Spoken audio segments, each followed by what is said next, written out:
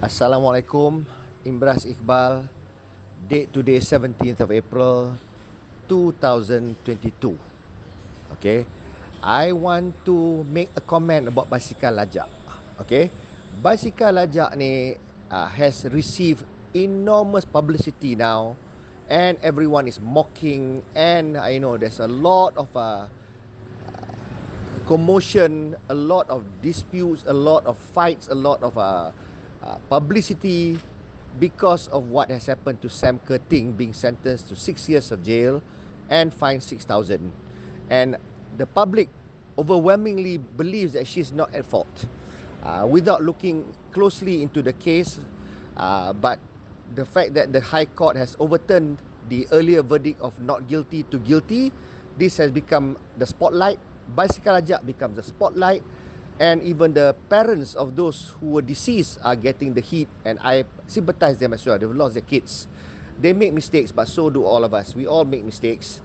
Now, moving forward, let Sam Kerting's case go on the appeal and let justice take its course. Hopefully, the courts work and justice is upheld. That Sam Kerting gets the justice that she deserves. So do the families of the deceased boys. Let there be closure there. But in the meanwhile, life goes on. We still see Basikal Lajak everywhere, even on highways. The boys, especially the Malay boys, loves Basikal Lajak. They just like to do it. No matter what you do, no matter how you clamp down, there will be people doing it underground. Okay, so this is the issue. And why is it dangerous? Yes, they can fall, but they can wear gear. But however, when they are on the road together with other vehicles, bigger vehicles, this becomes perilous, because vehicles can get into accident and they can certainly be squashed like a mosquito. They should not be on the same road with motor vehicles. They are bicycles, and riding in that way, in that stunt, anything can go wrong. They can just go under the tire anytime, under the lorry anytime, they die. So many has died, and we are losing out if the nation lose out on youth and wasted lives. Life is not cheap, but we are losing lives.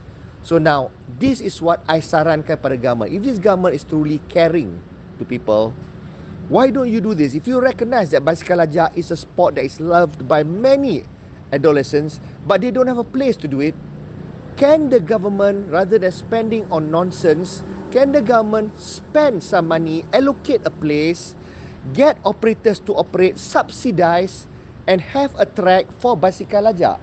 Make sure they are properly geared. They wear helmets, they wear kneecaps, they wear, the right clothes. Charge a nominal fee, they pay some money, make it affordable by government subsidizing. Maybe government allocate tanah supaya the operators tak payah nak get tanah. So therefore capex tak tinggi. So just certain operations, jaga kebersihan, allow people to do that. There can even be a tourist attraction. Allow Basikal Lajak in a very controlled environment. And you pass a law that anyone after this, Basikal Lajak on the road, they will go to prison or they will go to juvenile school. Make it a harsh one, because now there is already an alternative. So therefore, for every state, buat satu please. Buatlah satu untuk Basikal Lajak. Siapa yang nak, bagilah dia lajak kat situ. Dia jatuh pun, dia luka pun, dia learn from there. Tapi tak adalah mati and menyusahkan orang. Tak adalah orang driver-driver masuk jail 6 tahun for things that they can't even expect. So jadi, can the government consider this suggestion? Tolong buat tu. Do one and allow that. Drag race orang dah buat dah. Some states, some cities dah clear jalan kosong, allow drag race. Motor boleh race straight line, tak ada accident, tak ada apa pun, semua orang enjoy, seronok, and it becomes a tourist attraction. The same thing with Basikal Lajak. It's also nice to see budak-budak main Basikal Lajak macam Superman. Dia orang pun enjoy, orang tengok pun enjoy, tetapi in a safe environment. Kalau jatuh pun takat luka-luka saja. So I hope, please government, take this suggestion seriously.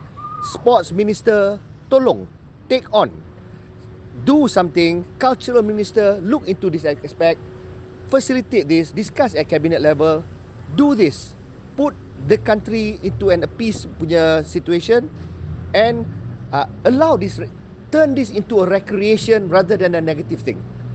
Keep it away from the streets, keep it away and make it a recreation where no motor vehicles are going to be there, but only this Basikal Lajak. Buat track untuk diorang among pokok-pokok, gardens. I think it's a nice idea.